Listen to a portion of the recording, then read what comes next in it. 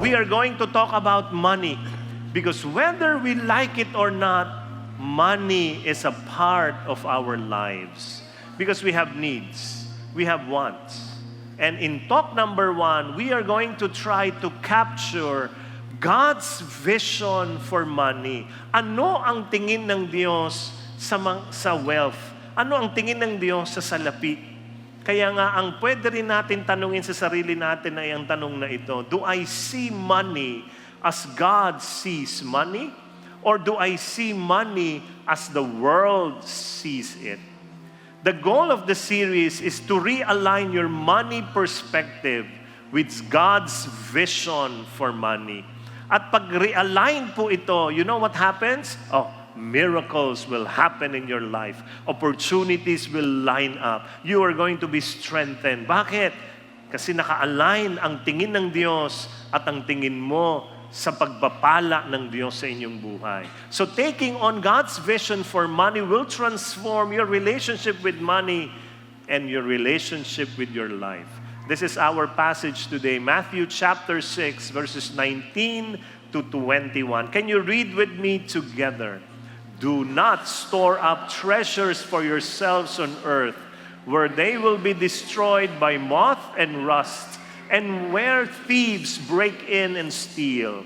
Rather, store up treasure for yourselves in heaven, where neither moth nor rust destroys, and where thieves cannot break in and steal. For where your treasure is, there will your heart also be. Now let me go to the purpose of money. In Matthew 6:20, it says there, rather store up treasure for yourselves in heaven. Doon ka daw mag-imbak. Saan? Heaven. Where neither moth nor rust destroys and where thieves cannot break in and steal. For where your treasure is, there will your heart also be. What is the purpose of money? Is to be stored in heaven. Our future place when we die. It is true, but it is partly true. Totoo, pero kalahating totoo kasi merong katotohanan ng buong buo. At ito yan. Let's do a little Bible study. Can you say heaven? Everybody, can you say heaven? Whenever you read the Gospel of Matthew, and then you see the word heaven, please replace it in your mind with the phrase, Kingdom of God. Sabi niyo, Kingdom of God. Kasi yan ang ibig sabihin ni Matthew pag sinusulat niya ang salitang heaven, ang paghahari ng Diyos. Pag sinabi natin Kingdom of God, naghahari ang Diyos dyan. Siya ang bida, siya ang number 1 dyan. Siya dapat ang nasusunod. Kaya anong ibig sabihin nito?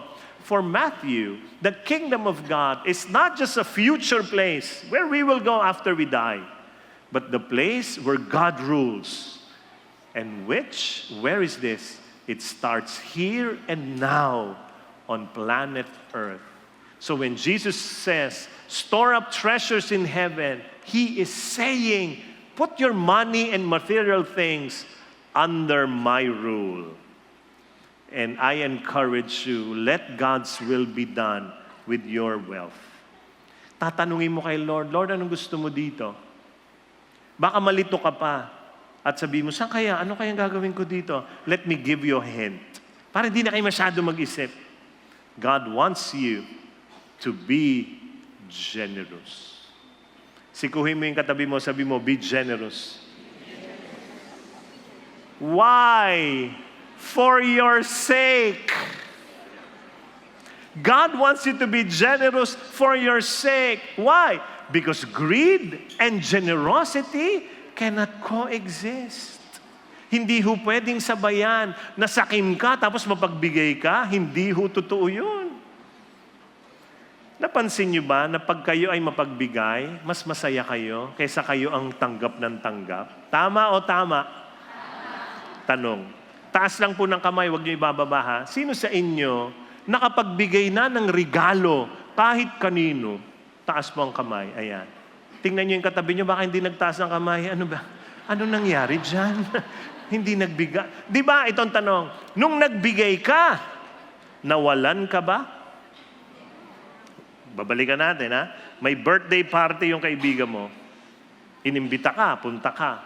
Bili ka ng regalo worth 500 pesos. 500. Nakabalot, ang ganda. Dumating ka. Tapos, happy birthday! Tapos binigay mo yung regalo mo sa kanya. Ito ang tanong. Nawalan ka ba o hindi? Nawalan ka. Magkano? 500. Ito ang susunod na tanong. Masaya ka ba o hindi? Masaya. Nawalan ka, pero ang saya mo. Meron ba sa inyo nung nagbigay ng regalo? Happy birthday! Sayang. 500 din. Ubusan ako pera. Tapos yung handa niya, biskwit lang, di ba? Wala pang panulak, di ba? Hinayang na hinayang ka talaga. Yung isa na lang, yung tagwa 150 na lang binili ko. Meron ba ganun sa inyo? Di ba pag nagbigay ka ng regalo, napakasaya mo. Lalo na, nung binuksan niya yung regalo, tuwan-tuwa ka. Appreciated niya. Uy, ito yung kailangan ko. Ito yung matagal ko nang hinahanap. Tapos ikaw sa loob-loob mo, biniregalo rin sa akin yan 3 years ago. Binalot ko lang eh. No? Diba? Lalo na kung yung niregalo mo damit. Tapos binuksan niya. Tapos ginanon niya. Eksakto ito. Kasyang-kasya. Ito yung paborito kong kulay. Masaya ka, malungkot? Masaya. Nawalan ka o hindi? Nawalan ka. Pero nakita nyo, hindi ikaw ang nakatanggap ng regalo, ikaw ang nagbigay. Pero ang saya mo. Kaya yung mga taong kuha lang ng kuha, nag-aalala yan sa kinuha nila. Baka may kumuhang iba.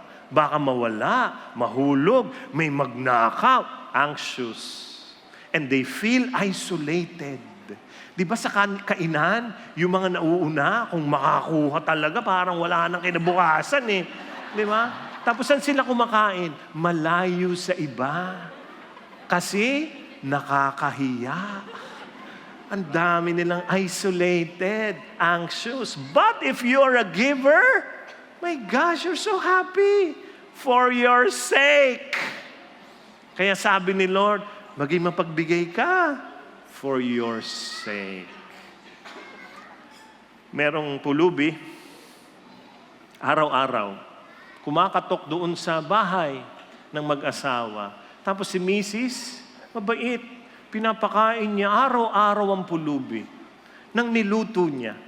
After many days, kumakatok yung pulubi, yung mister nagulat, ayan na naman yung kaibigan natin pulubi. Pakainin mo na ng niluto mo. Alam mo, sabi ng misis, ayoko na. Makapal ang mukha niyan. Hindi ko na papakainin niya. Bakit? Pinapakain ko araw-araw ng luto ko. Tapos kahapon, binigyan ako ng libro. Sabi ng mister, nagalit ka pa? Binigyan ka na nga, galit ka pa. Anong klaseng libro? Cookbook. Imagine niyo. Siguro yung pulubi talaga hindi masarap magluto ito. Bilagyan natin na cookbook para sumarap ang luto. Be generous. Tapikin mo yung dalawa mong katabi, sabi mo, be generous. Be generous. Yes. It is for our sake.